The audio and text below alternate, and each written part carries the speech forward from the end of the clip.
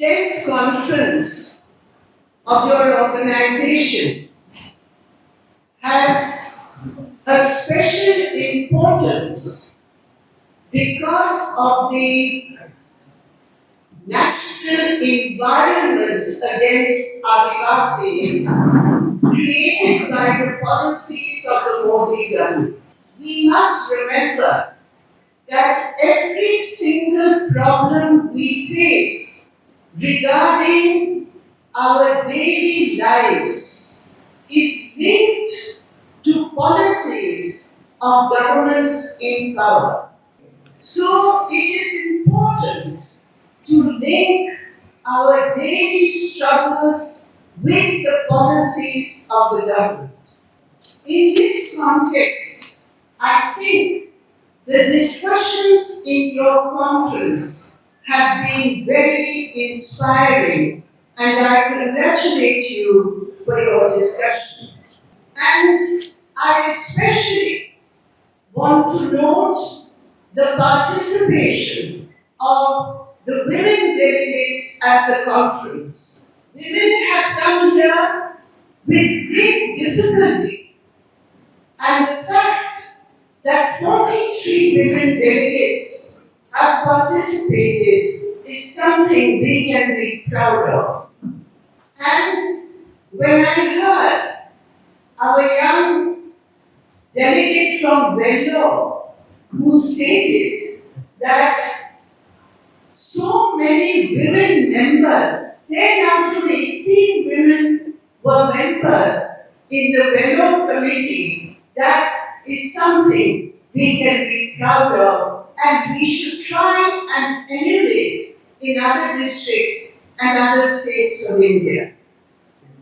There are some observations I have which I would like to put before you after listening to your discussion. The first point is, it is very encouraging that in your discussions you reflected the multifarious activities of your organization. While it is correct that the issue of land is one of the most critical issues for tribal communities across India, our Adivasi platform also takes up multiple issues facing tribal communities. Therefore, along with land, the issues of education of our children, the issues of employment of our young people, the issues of civic facilities where we live, these are multiple issues which our organization is committed to and which in your activities you have taken up. A very important aspect which we have been trying to understand is the issues of tribal youth, the young people among tribal communities. I saw that in Tamilnadu there are 5 Eklavya residential model schools for tribal communities. Now, what is the condition of those schools? What is the syllabus being taught in those schools? Who are the teachers in those schools? Are there tribal teachers who understand tribal language? We are finding that under the Modi government, many non-tribals are being appointed to those schools who cannot understand tribal culture and the needs of tribal young people. மலைவாழ் பகுதியில் செயல்படுகிற பள்ளியின் ஆசிரியர்கள் இந்த மலைவாழ் மக்களுடைய அவருடைய கலாச்சாரம், மொழி இவர்களை வளர்ப்பதற்காக அவர்கள் செயல்படுகிறார்களா என்பதை நாம் கவனிக்க வேண்டியுள்ளது. The other issue which we have been taking up at the national level is the issue of employment for tribal youth. With so much sacrifice, our tribal families educate their young people.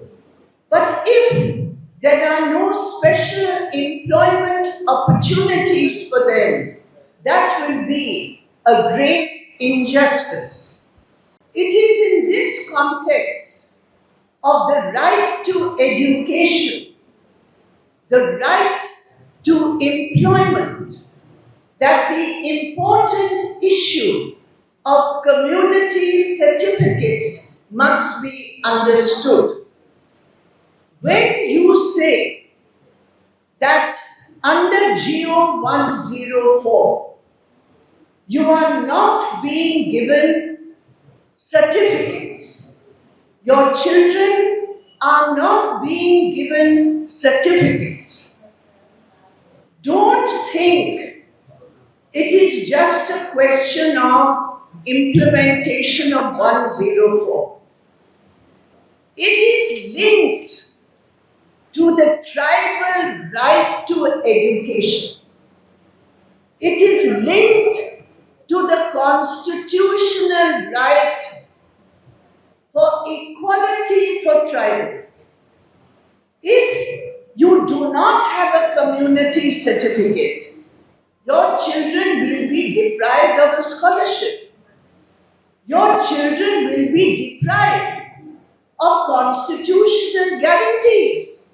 So, non-implementation of GO 104 is a straight attack on the constitutional and legal right to education and equality for tribal communities in Tamilnadu.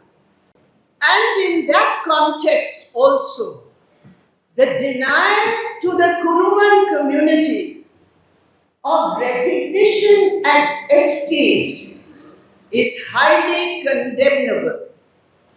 And I know that at the national level, this issue of recognition of the Kuruman community has been raised by our leaders again and again. Now, in our meeting we are going to hold in Ranchi, we will once again discuss how we can help this struggle at the national level. To take it up with the Modi government, we will certainly once again discuss it and come to some way in which we can raise the demand in Parliament, before the ST Commission, before the Registrar General. We will certainly do that, my dear comrades. So, the point I want to make is that the struggle for land, the struggle to defend our land is a very, very critical issue today. And in this context, the Modi government is declaring one after another tiger sanctuary, wildlife sanctuary, biodiversity sanctuaries without any discussion with the tribal Gram Sabha. In Tamil Nadu, they are increasing the number of sanctuaries. In this Periyar sanctuary, Datta Periyar sanctuary, the latest report is 80,000 hectares of land, 80,000, in which many tribal communities are also living. There are every possibility of eviction is there. There are 18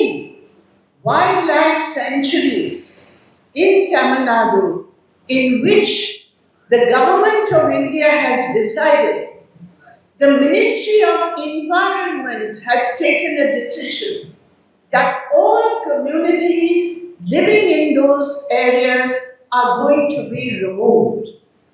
And that is why the Forest Right Act implementation is a very, very critical issue for us in Tamil Nadu. Because if the communities do not have recognition under the Forest Rights Act, they will be easily evicted.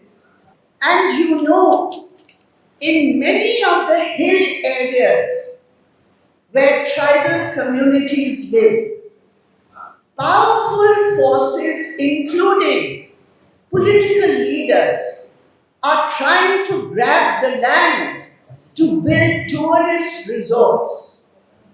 So, the issue of implementation of Forest Rights Act is a very important issue for us in Tamil Nadu, and I am happy that your conference and in your discussions, this issue has been highlighted by many delegates. There is something unique in the Tamil Nadu tribal experience, which we are trying to take to other states.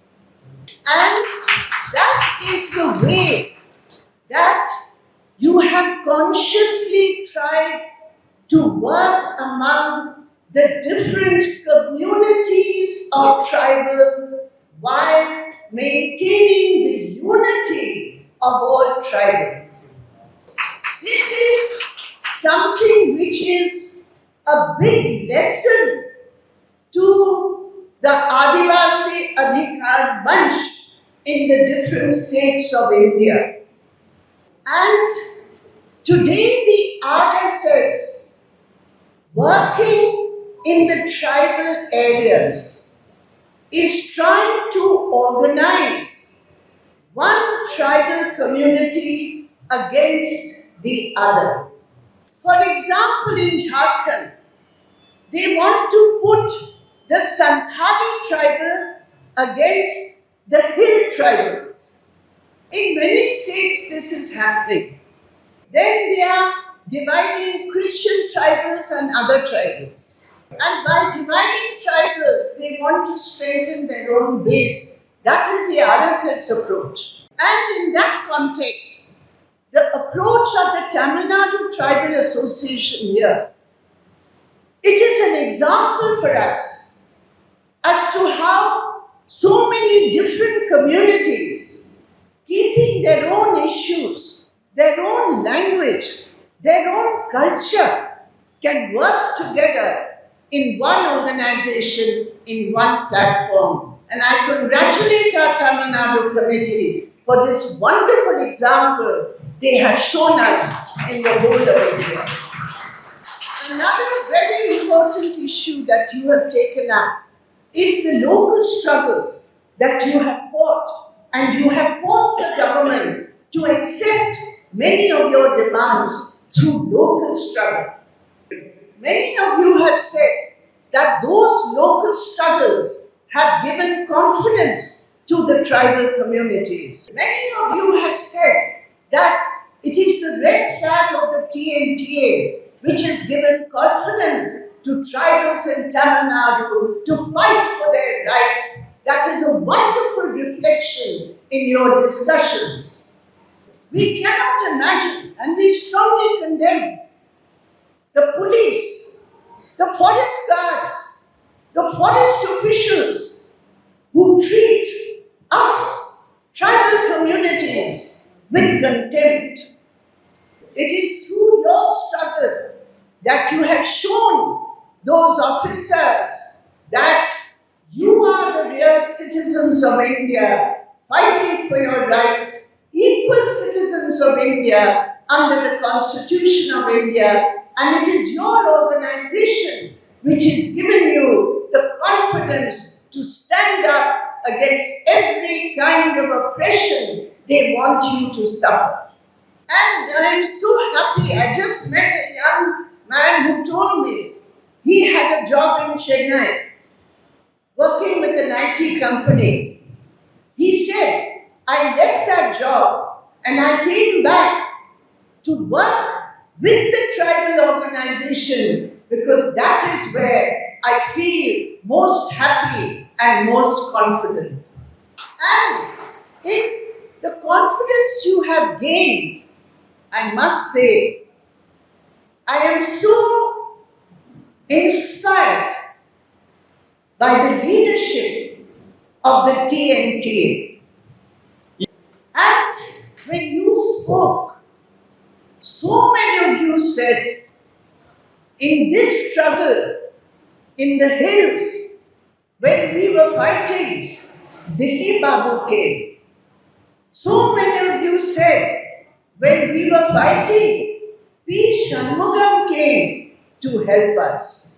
When you were fighting, Sarvanan came to help us. So, the connection between the leadership and the struggle, the leadership and the cadre, the leadership and sacrifice is a very critical thing which I congratulate the leadership of the TNT.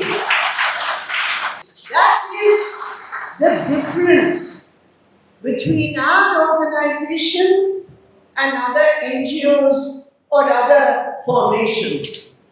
Because the connection between the leadership, the cadre and struggle, this connection is very, very important in the growth of any organization, and I am inspired to see this connection is very, very strong in Tamil Nadu, and I congratulate all of you for this experience. My dear friends, we must always remember our struggle is for the liberation of tribal communities, marginalized communities from the cruelty of the capitalist bulldozer. The struggle for tribal dignity, the dignity of tribal community, the struggle to defend our cultures, our language, our traditional beliefs is essentially a fight against capitalism and the exploitative system of capitalism which wants to bulldoze all our cultures, our identities and our history. And today, the driver of this capitalist bulldozer to help capitalism to be even more aggressive is under the Modi government in Delhi. Along with supporting corporates and capitalism, they are misusing religion to impose an Hindutva culture, a Manuvadi culture, a casteist culture across India.